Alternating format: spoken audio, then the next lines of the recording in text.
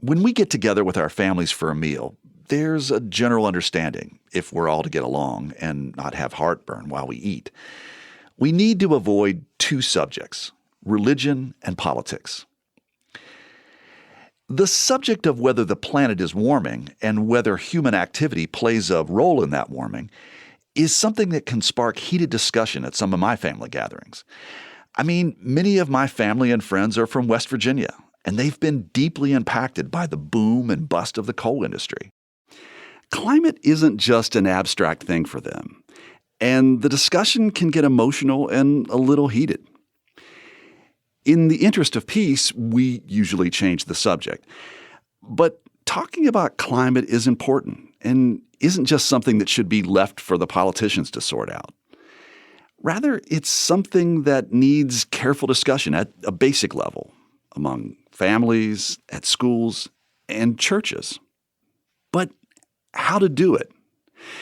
Because just about any serious conversation about the warming of the planet, at least here in America, manages to touch the third rail of religion and politics. It's really amazing the way the science has been politicized into these different tribes to where if I belong to this group or that group, then I can't agree with scientific results. My name is Katharine Hayhoe. I am a climate scientist, and I specifically study what climate change means to us in the places where we live. One important detail Dr. Hayhoe left out of her self-description is that she's a lifelong evangelical Christian. In 2014, Time magazine named her one of the 100 most influential people. Why? Because she tackles the hot-button topic of climate change head on.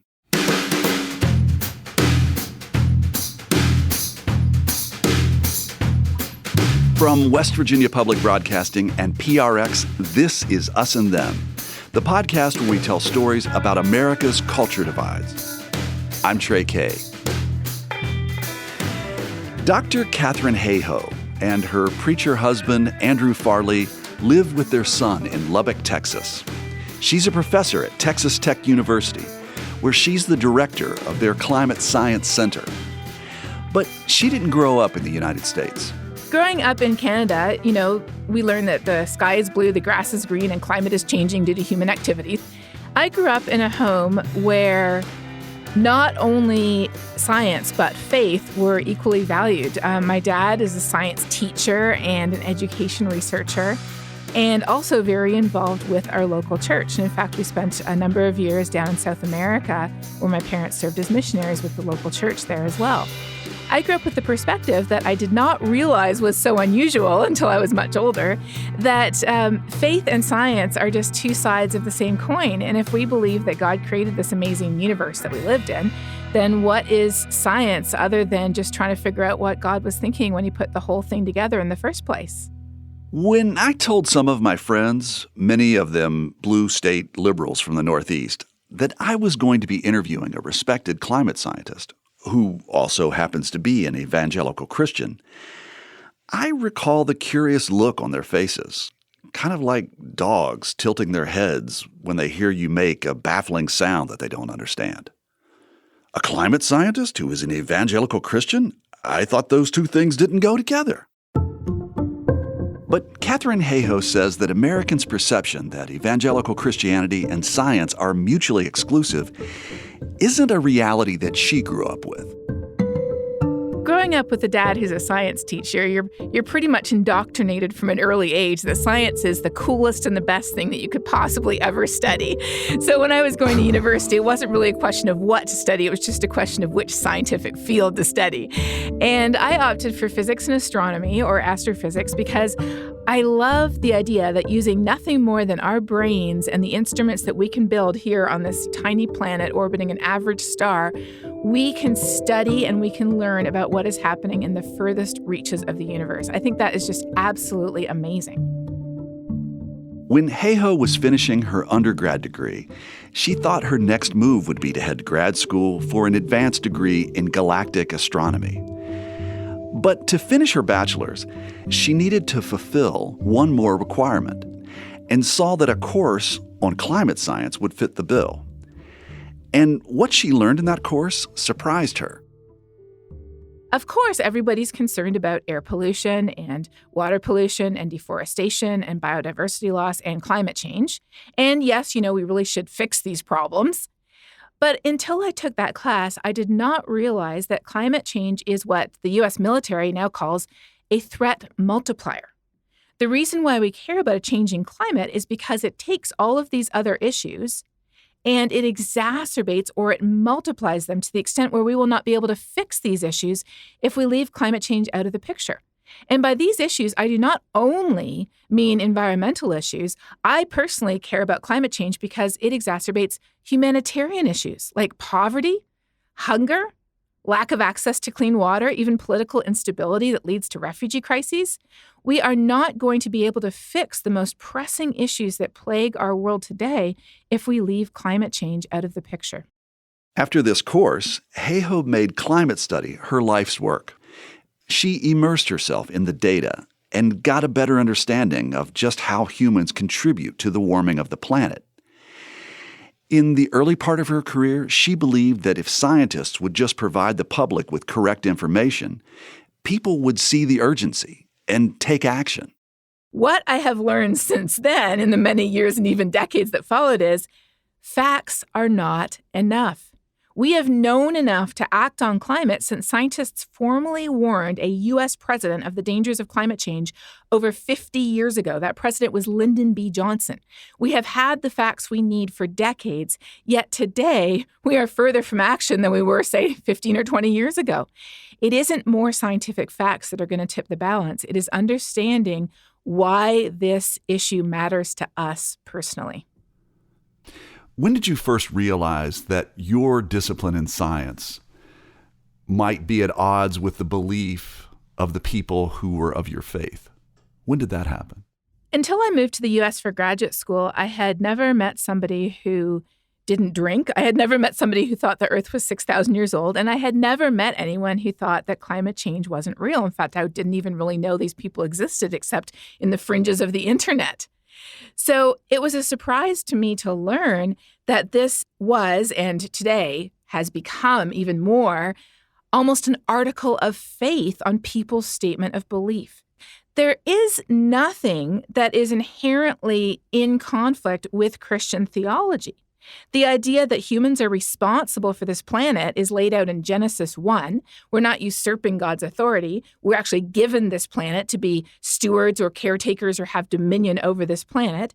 And then you go all the way through the Bible. It talks about God's love and care and appreciation for and joy in creation, which is nature. And then all through the New Testament, it talks about loving and caring for people. And again, the reason why I care about a changing climate most is because it affects real people today, especially the poor and the most vulnerable among us.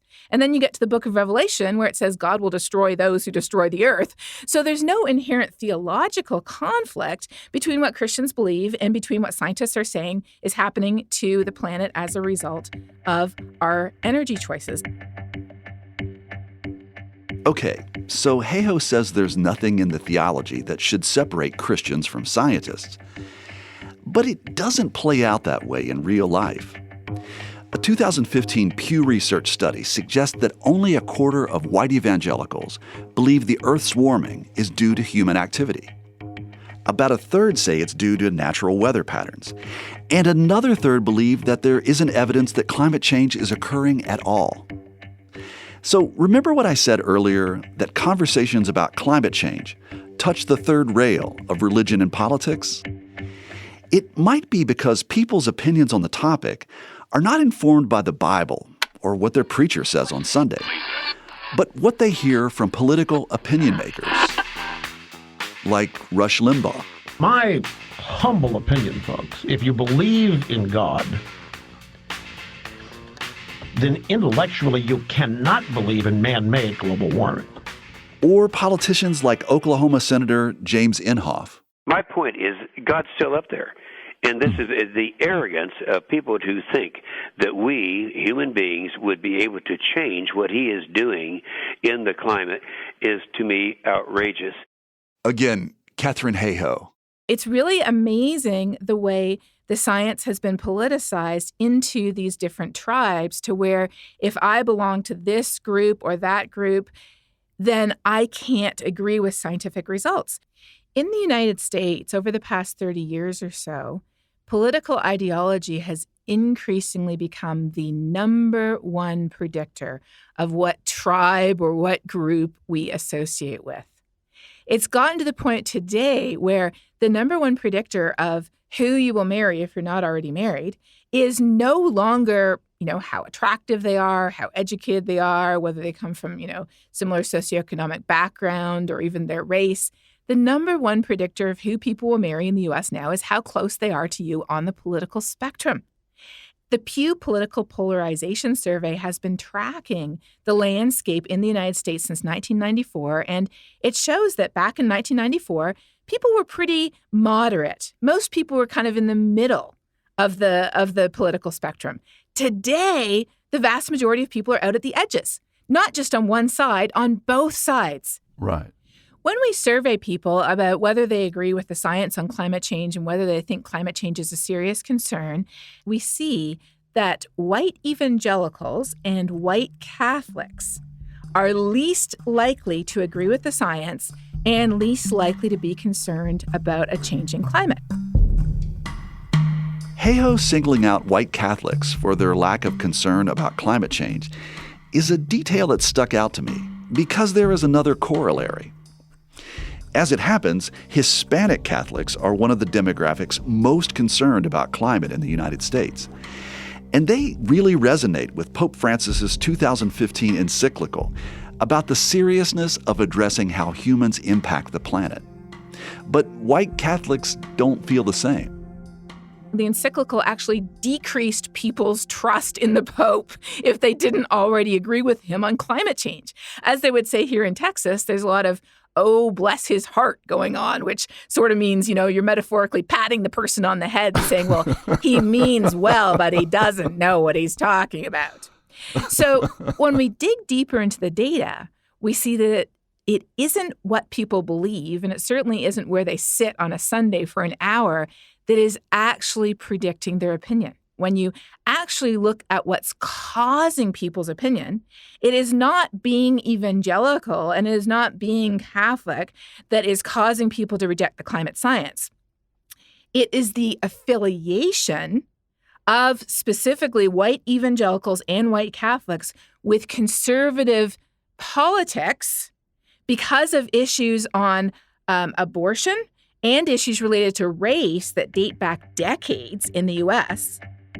So studies show that America's white Catholics and white evangelicals disproportionately reject the science of climate change. Hayhoe says their religious brethren from other parts of the world see things differently. When I went to the Paris climate talks a couple of years ago, I met with the head of the World Evangelical Alliance there, who represents over 600 million evangelicals around the whole world. He was there as an official delegate for his country, the Philippines. He took climate change so seriously that in addition to serving as Secretary General for the World Evangelical Alliance, he also volunteered as a representative for his country to represent the faith community in the international negotiations on climate. So as I understand it, you're saying that really what is underlying this is really kind of how people are acculturated politically. And if that's the case, how do we unhook that? How do we uncouple that? How do we unlink that? So when I talk to people, rather than beginning the conversation as we so often do with someone or with people who we think disagree with us, so often we begin the conversation from a place of what divides us. We begin by defining where we differ. I don't do that. Instead, I begin a conversation from a place of where we agree. And if I can't find something that we agree on, then I don't think that's a conversation worth having. But the reality is that, first of all, we're all human. We all live on this planet. Right. Long-term plans to go to Mars are not exactly viable yet. This is the only planet we have. Most of us like to make sure that we have clean air to breathe and clean water to drink and enough food to eat. Most of us would like a stable economy where we can get a job, our families can have jobs, we can raise our families in a safe place. So there's a lot of things that we already do share just being a human on this planet. And we can start by talking about those. As people of faith, we share even more. We share a conviction that we have a responsibility to care for this planet that we have been given as a gift from God.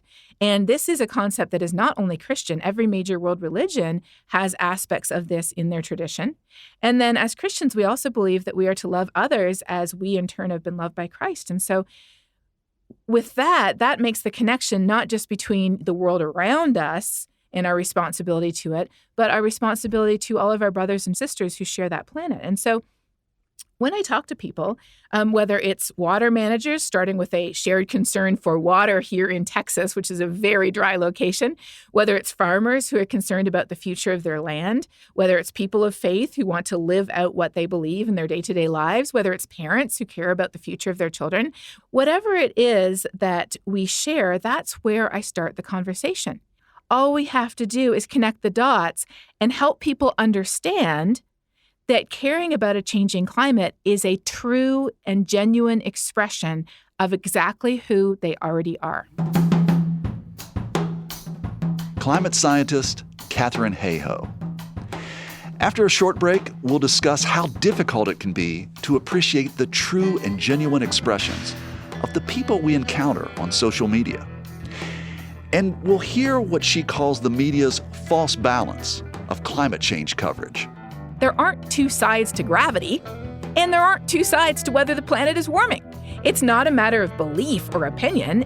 If we look at our own backyards when trees are blooming, how sea level is rising, how species are moving poleward, there's over 26,500 independent lines of evidence showing us that the planet is warming. I'm Trey Kay, and this is Us and Them, which is supported in part by the West Virginia Humanities Council, the CRC Foundation, and the Daywood Foundation. Music lifts us up and brings us together, even when we can't get together in person. Mountain Stage brings you live performances on the air, online, and in our podcast. They remind you how it feels to be in a live audience listening to live music. This is Larry Gross, host of Mountain Stage. Find a link to our stations and our podcast online at mountainstage.org.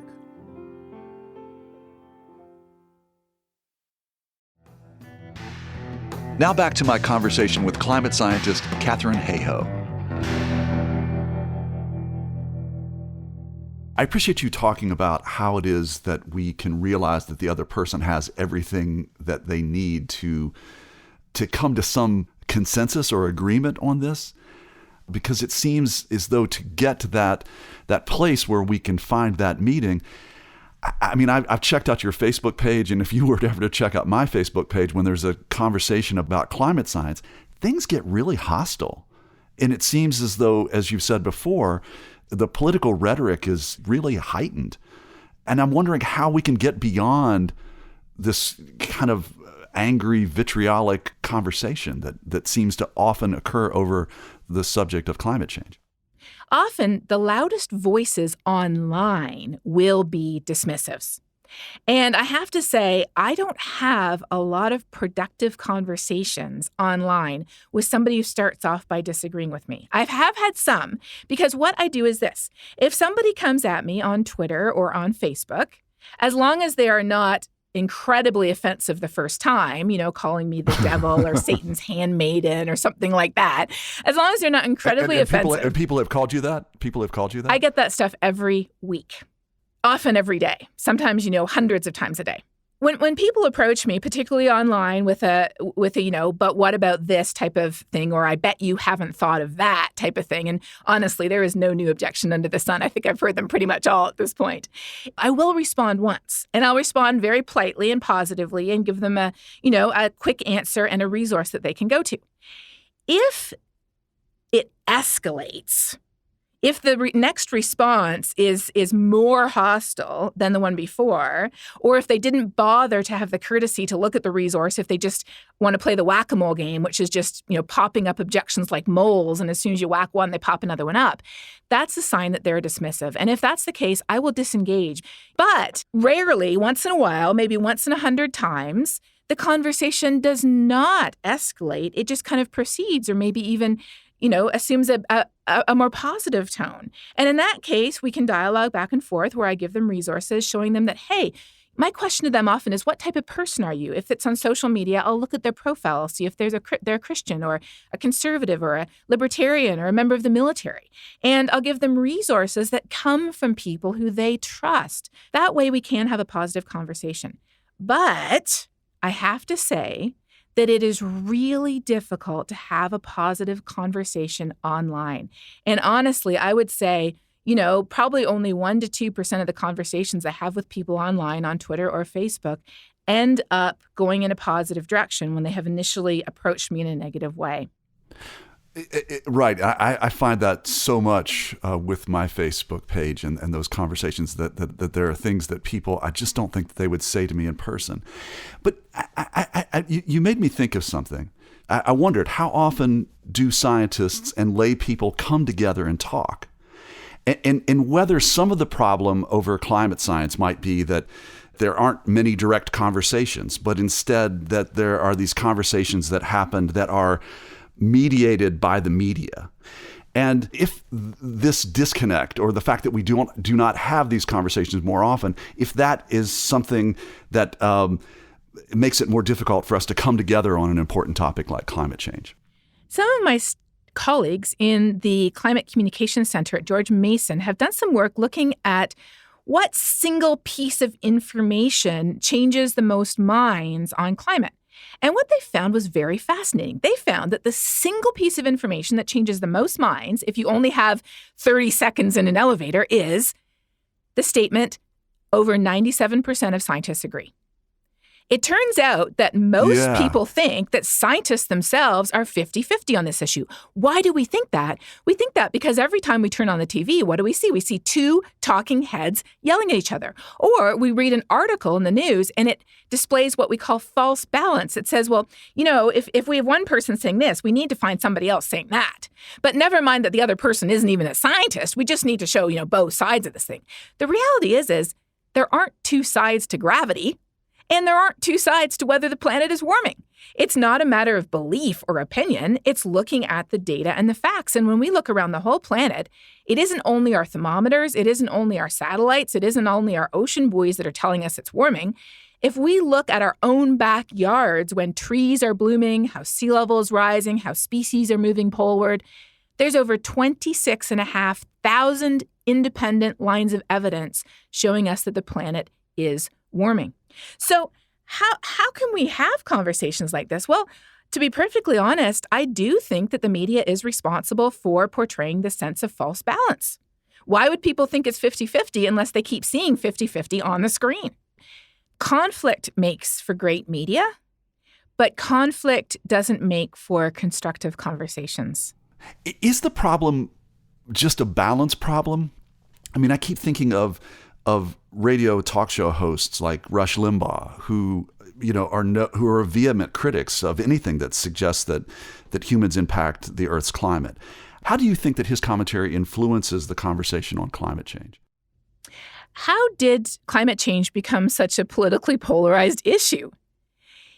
It happened because the main objection people have is not to the actual science. I mean, the science we use in our climate models is the same science we use in our stoves and our fridges and our airplanes, and most people don't have a political problem with those.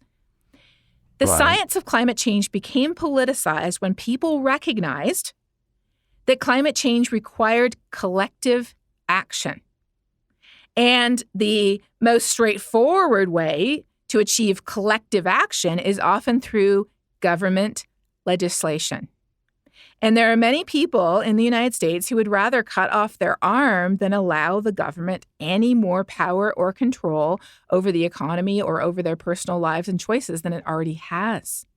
But it sounds a lot more palatable to say, oh, those scientists are just in it for the money, or they're just making it all up, or I have a scientist over here who says it isn't true, or God would never let that happen. It's a lot more palatable to have a science-y or religiously sounding objection to climate change than to come flat out and say, you know what? It's very probably true, but I don't want to fix it. We are looking at a revolution right now that is as big as the revolution from horse-drawn carriages to automobiles. We are looking at a revolution in the energy sector from coal, gas, and oil, which is how we have been getting our energy for hundreds of years, to a new clean energy economy where we are getting our energy from the sun, the wind, the tides, and even nuclear energy in the future in ways that are clean, in ways that do not pollute the air or pollute the water, and in the case of renewables, in ways that will never run out on us. We are looking at a revolution that is happening not only here in the US, but China leads the world in the most wind and solar energy. The cheapest solar prices in the world are in India. Pay-as-you-go solar energy is revolutionizing sub-Saharan Africa, where hundreds of millions of people live without any electricity of any kind. The world is changing very quickly, but those who currently have the money, especially here in the United States, and those who currently give that money to the politicians are the ones who get the money from the old way of doing things. And so they have a significant financial as well as a significant ideological motivation for trying to maintain the status quo as long as possible because their bottom dollar continues to grow. So make no mistake, this is not a neutral playing field. There is an active disinformation campaign to feed us false information. There are people who are deliberately hired and paid to muddy the waters on climate change and to make us believe that there is no agreement among the scientists or the climate isn't changing or humans aren't responsible, whereas in reality, it's real, it's us, the impacts are serious, but we can fix it if we act now. We do trust scientists on a lot of things: treating illness, food safety, creating technology that heats our homes, runs our phones, and gets us from place to place. But I get it. A lot of climate science is abstract. That all this talk about tree rings and ice cores, and that last year was one of the hottest on record. These are measures that we just have to take their word on. And that's not always a comfortable feeling. That lack of trust may be because we're not sure we share the same values. We rarely hear about the scientist speaking and that he or she has a religious underpinning in his or her life. And I feel like this gives the public the impression that scientists are only informed by science and not by faith. Do you think that that's problematic? When I first wrote my book with my husband on a Christian perspective on climate change, I was concerned that I was even potentially flushing my career down the toilet because of the perception, often in the media and in the public sphere, that science and faith are in conflict. After I started, telling people that I was a Christian, and that's why I cared about a changing climate, so many of my colleagues have come up to me and shared that they too are Christian, Catholic, Protestant, Orthodox, or even I've had conversations with colleagues who say, well, I don't share your faith, but I think what you're doing is fantastic, and you've encouraged me to actually bring more of my own values into the conversations that I have. My colleagues come from all different faith traditions as well as none. I have great colleagues who are Protestant and Catholic and Hindu and Jain and Buddhist and Muslim and Jewish and humanist and atheist. And in science, we all recognize that it doesn't matter. We all do the same science. So our conversations around the water cooler, so to speak, are, or the coffee table at conferences, our conversations are always about science because we love science. We do science because we love it. We're excited about it. We always have fascinating stuff we want to talk about with science. And it doesn't really matter who we are, where we come from, what country, what political ideology, what religion. We share that common bond of this appreciation and awe and curiosity for understanding the world around us.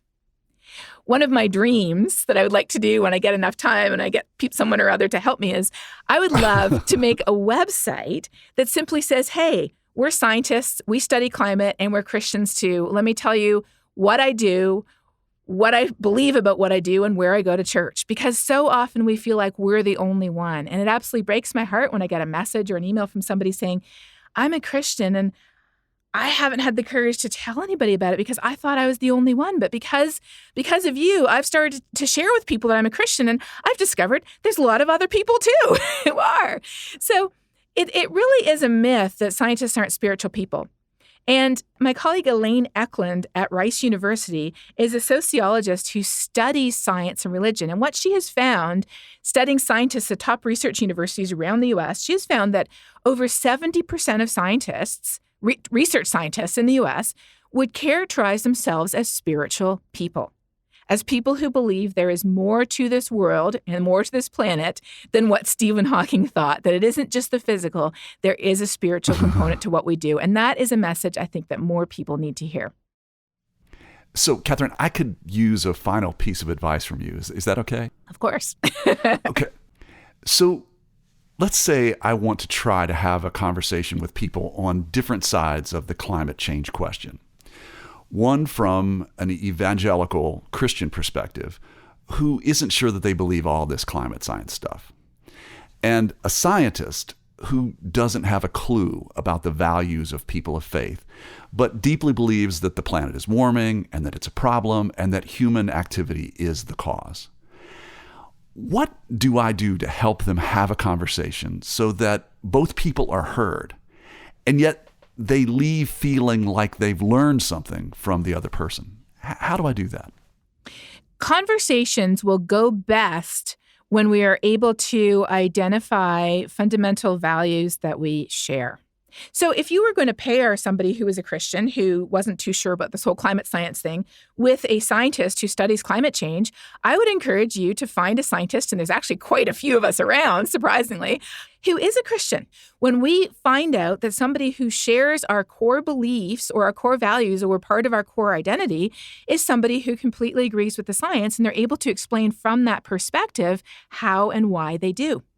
And from those values, which we agree on, we can then connect them to why we would care about a changing climate. And then step 3, and possibly the most important step, always discuss viable, positive, actionable solutions that are consistent with and compatible with our values. Talking solutions that grow the economy, that increase national security, that increase energy independence, that invest in local jobs, that make us more competitive related to China rather than less competitive. Talking about these solutions can really change the game. Katharine, I see you as incredibly exuberant and incredibly positive, and I think of you as like, not only a glass half full, but there's more water coming. And I feel like it's something that you're constantly having to lean into.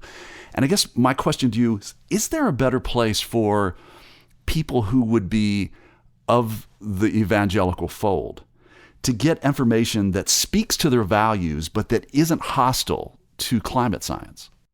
That's a great question. You are absolutely right. People often ask me, well, what gives you hope? How can you remain hopeful? And my answer to that is, first of all, the science does not give me hope. Every time we look at our world, and I participate in the U.S. National Climate Assessment, which is a periodic assessment of the state of the planet and what we're doing to it, every time we look at our world, we see that changes are happening further and faster than we thought. Rather than overemphasizing or exaggerating the impacts we're having on our planet, it's been shown that we scientists systematically tend to underestimate those impacts because we're actually quite conservative. We don't like to be, crying wolf. We don't like to be alarming. So the science doesn't give me hope, and neither does the public dialogue. But if we're able to actually sit down, especially if we can do so eye to eye, looking each other in the face, and have a conversation about what are our fears, what are our concerns, what are our anxieties, what are our worries, we can often find that we have a lot more in common than what we think. And we can even often come to agreement on solutions in ways that we never would have imagined. Well, I'm just really grateful that you're willing to take the time to speak with me today. Thank you so much. Oh, no, thank you. That's climate scientist and evangelical Christian Katharine Hayhoe. What do you think? If you're someone who identifies as secular, is there something that you heard from Dr. Hayhoe that changes how you generally feel about evangelicals and climate change? And if you're someone from the evangelical fold and are skeptical about all this climate science stuff, is there anything that you heard today that makes you think about this subject differently? Post your thoughts on our Facebook or Twitter page. or write to me, Trey at usandthempodcast.com.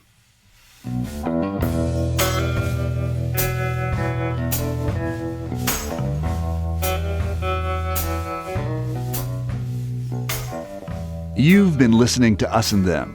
For this episode, our team is me, Trey K., Loretta Williams, Whitney Henry Lester, and Mitch Handley. Special thanks to Laura James at Atmos Research and Counseling and Charles Luck at KTTZ in Lubbock, Texas. Michael Lipton and Tristan Lozow wrote and performed the Us and Them show music. Additional music from Blue Dot Sessions. Mark Lerner designed our logo.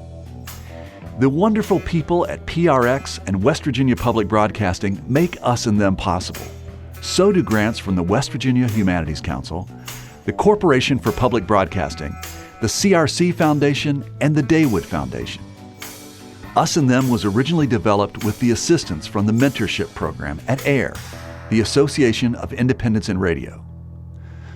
We'll see you next time on Us and Them.